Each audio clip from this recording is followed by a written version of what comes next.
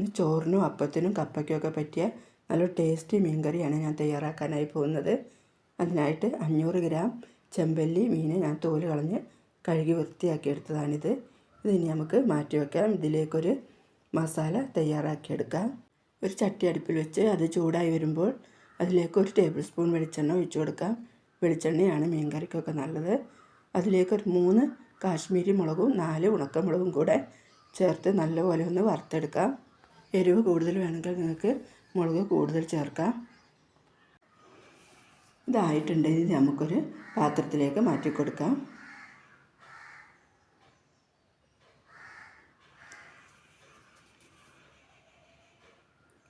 ഇനി ഇതിലേക്ക് 1 table spoon മല്ലി, 1/4 ടീസ്പൂൺ വലിയ ജീരകം കൂടെ ചേർത്ത് കൊടുക്കാം.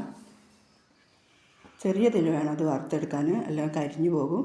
ഇത് മൂത്ത് വരുമ്പോൾ നമുക്കതൊരു പാത്രത്തിലേക്ക് മാറ്റി കൊടുക്കാം. ഇനി ഇതിലേക്ക് കുറച്ച് ചെറിയ ഉള്ളിയും ഒരു 5-6 വെളുത്തുള്ളിയും കൂടെ വറുത്തെടുക്കാം. ഒരു 8-9 ചെറിയ ഉള്ളി മതി. നല്ലപോലെ ഒന്ന് മൂപ്പിച്ചെടുക്കാം.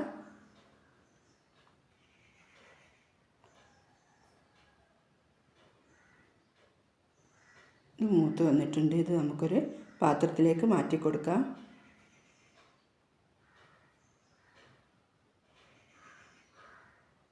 പാത്രത്തിൽ നിന്ന് മാറ്റിയതിന് ശേഷം ഈ വെളിച്ചെണ്ണയിലേക്ക് ഒരു ചെറിയ 2 തക്കാളി ഇട്ട് കൊടുക്കാം. നല്ലപോലെ ഒന്ന് വറുത്തെടുക്കാം. ഇത് തിരിച്ചും മറിച്ചും ഇട്ട് കൊടുക്കണം, എന്നാലേ എല്ലാ സൈഡും വെന്ത് വരുള്ളൂ. ഇതായിട്ടുണ്ട്. ഇനി ഇത് നമുക്കൊരു പാത്രത്തിലേക്ക് മാറ്റാം. ഇത് മിക്സിയുടെ ജാറിലിട്ടൊന്ന് അരച്ചെടുക്കണം കേട്ടോ. അരച്ചെടുത്തിട്ടാണ് നമ്മൾ ചേർക്കുന്നത്.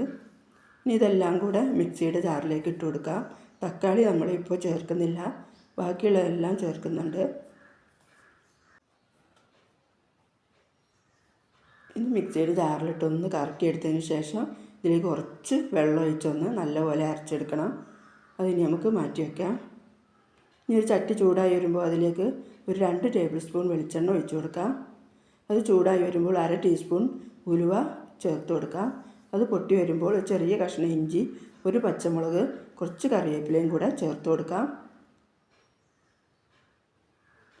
ഒന്ന് ഇളക്കി യോജിപ്പിച്ച് കൊടുത്തതിന് ശേഷം നമുക്കിതിലേക്ക് നമ്മൾ അരച്ച് വെച്ചിട്ടുള്ള അരപ്പ് ഇതിലേക്ക് ചേർത്ത് കൊടുക്കണം.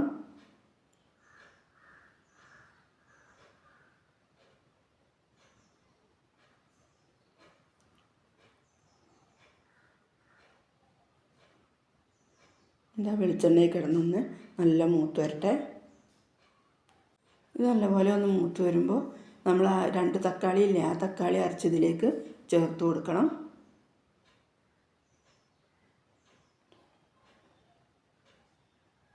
നല്ലപോലെ ഒന്ന് മൂത്ത് വന്നിട്ടുണ്ട്.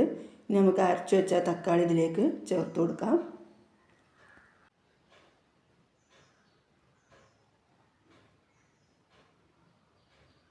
ഈ തക്കാളിയുടെ പച്ചമണമൊക്കെ ഒന്ന് മാറി വരട്ടെ. പച്ചച്ചുവയൊക്കെ നമ്മൾ മൂപ്പിച്ചോ മാറിയിട്ടുണ്ട്, എന്നാലും അതിൻ്റെ ഉള്ളൊക്കെ ഒന്നും ആയിട്ടില്ലെങ്കിൽ ശരിക്കൊന്നായി ആ എണ്ണയൊക്കെ ഒന്ന് തെളിഞ്ഞു വരട്ടെ.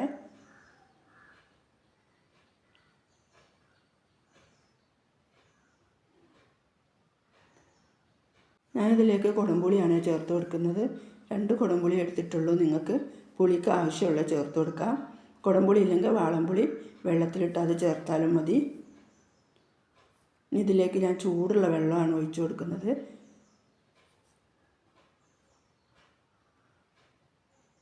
ആവശ്യത്തിനുള്ള ഉപ്പും കൂടെ ചേർത്ത് കൊടുക്കാം.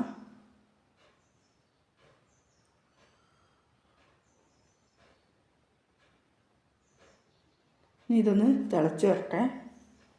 ഇതിൽ മഞ്ഞൾപ്പൊടി ചേർത്തിട്ടില്ലായിരുന്നു, കുറച്ച് മഞ്ഞൾപ്പൊടിയും കൂടെ ചേർത്ത് കൊടുക്കാം. കറിയൊക്കെ നല്ലപോലെ തിളച്ച് വന്നിട്ടുണ്ട്. ഇനി നമുക്കിതിലേക്ക് എടുത്ത് വെച്ചിട്ടുള്ള ആ മീനെ ചേർത്ത് കൊടുക്കാം. ഏത് മീനും ഇതുപോലെ കറി വെക്കാം കേട്ടോ. നല്ല ടേസ്റ്റായിരിക്കും കേട്ടോ. ഉണ്ടാക്കി നോക്കണേ എല്ലാവരും. എല്ലാ മീനും ഇതിലേക്ക് ചേർത്ത് കൊടുത്തിട്ടുണ്ട്. ഇനി ഒന്ന് ഇളക്കി യോജിപ്പിച്ച് കൊടുത്തതിന് ശേഷം നമുക്കിത് മൂടി വെച്ച് കൊടുക്കാം.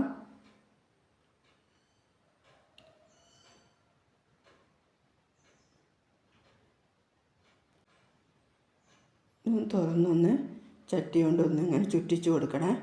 നടി പിടിക്കാതൊക്കെ ഇരുന്നോളും. ഇടക്ക് തവി കൊണ്ട് ഇളക്കിയാൽ ചിലപ്പോൾ മീനൊക്കെ കലങ്ങിപ്പോവും. മൂടി വെച്ച് വേവിച്ചെടുക്കാം. ഇത് വെന്തിട്ടുണ്ട്. നമുക്കിതിലേക്ക് 2 കരിവേപ്പിലയും കൂടെ ചേർത്ത് കൊടുക്കാം.